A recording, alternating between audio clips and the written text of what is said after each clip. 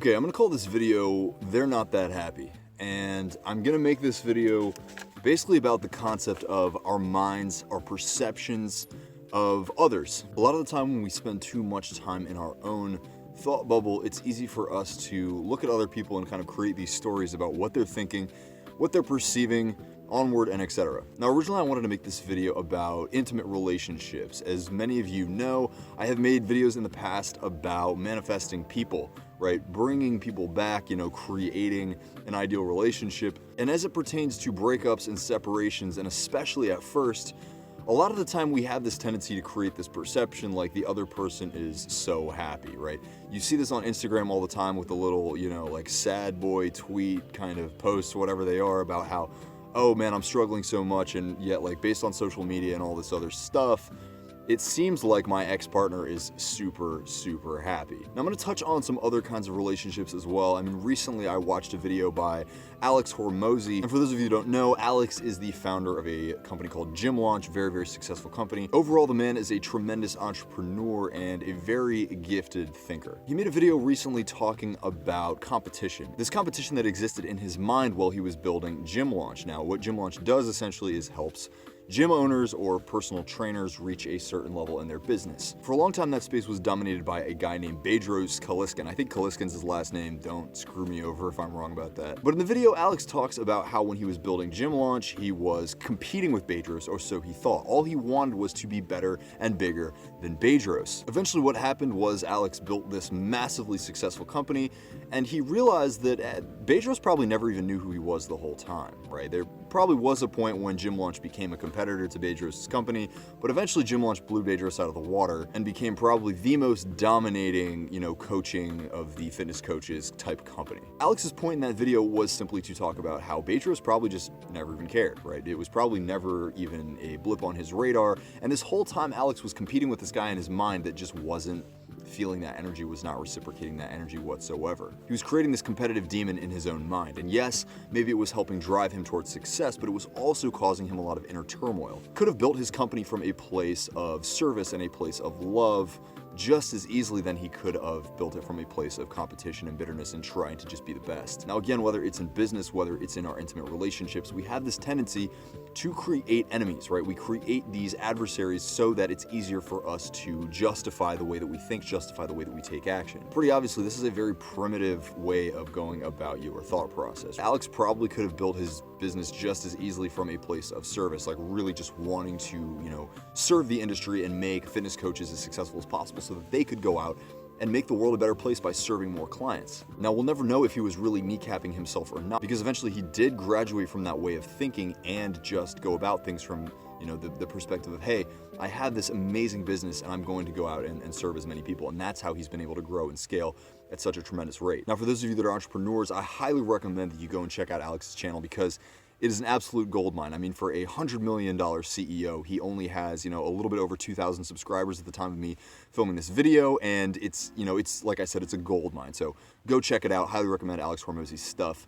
But now I want to talk about this in the concept of, intimate relationships. I think that similar to the way Alex was driving himself in business success, a lot of us are creating these concepts in our minds that just kind of justify the way that we think and the way that we feel, right? There's ways that you could skew the concept in business and say, this was helping drive this person, right? This was helping push this person forward. But in the ways of intimate relationships, after we separate from a person, right? When we're in that phase of, breaking apart essentially, we're only saying these things about this person because it helps us to justify the way that we feel right now. We know what is going to help us progress. We know that we have to go in and do this inner work and shift our perspectives, improve ourselves, improve our perspectives on relationships in general, just improve our communication skills. But we have this feeling of loss. We have this feeling of desperation and discontent. And so what we're doing is we're saying, oh, this person is so happy, this person is just enjoying life, and I'm basing it off of these tiny little indicators that are leading me to feel this way, right? Things like social media posts, things like things other people say about them, right? And these indicators are fueling that void that is within us. If your specific person is actually that happy, at this stage of the separation, They're a psychopath, and you probably shouldn't want anything to do with them anyway, and thus the best thing to do is completely separate, completely release the idea and, any kind of relationship you had with them in general for the time being, because that person is kind of unhealthy. But let's be honest, guys, the reality is that's a fucking lie, and you know it. They're not that happy. They are probably just as despondent, if not more despondent than you are. That's human nature. We want to create this facade that says, hey, even though I have suffered this tremendous emotional loss, I am still healthy, I am still stable, I am still balanced, and I'm feeling great because that person actually sucked, and now I'm free, blibbity blah, what have you. It's nonsensical. But that is not really the point of this video, right? The point of this video is to help you realize that dwelling in that state of energy is simply going to create more loss. It's going to create more of a sense of lack for you where you're at right now. And what you really want to do is decide, how do I want to feel? Right? If everything were to go as well as it possibly could go, if my life were as ideal as it could possibly be right now, what would be the vibration that I would be sitting at? And it is not the one that you're sitting at right now. That is for damn sure. The only way to see the results that you want to see is to become very intentional about what you want to experience, right? So if you are just trying to find that inner balance right now, define what kinds of things that you would be striving for, what kinds of things that you would be doing. When we are at a crossroads in life, the best thing that we can do is define the identity that we are trying to create and then start to move more in alignment with that being. Loss is a catalyst for growth. Winter is the precursor to spring, and that is where the growth occurs. Take some time to really set that identity and really start to shift and saturate into that more empowered identity, and watch how the world shifts around you and the results that you start to get are significantly different. I want you guys to realize that you are the power. You are in control. And so giving your energy up to these negative concepts of people and their perceptions is a waste of your time. What you really need to be doing is investing in the identity that you want to take on, saturating in that, and then watching as the external world changes around you.